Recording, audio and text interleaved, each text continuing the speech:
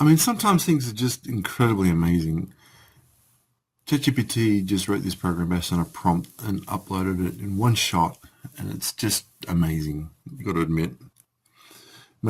I just asked for a 3-mode game. The first one is Night Rider, which is this one, and you can change game mode to a binary counter, where if you press the other button real fast, you'll get a counter, and another one is a barcode, a bar chart.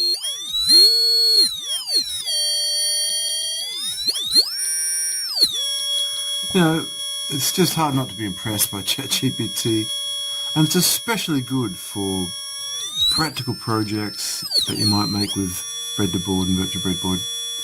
So I'm really excited the community might build with this, and I'm really looking forward to building all sorts of projects.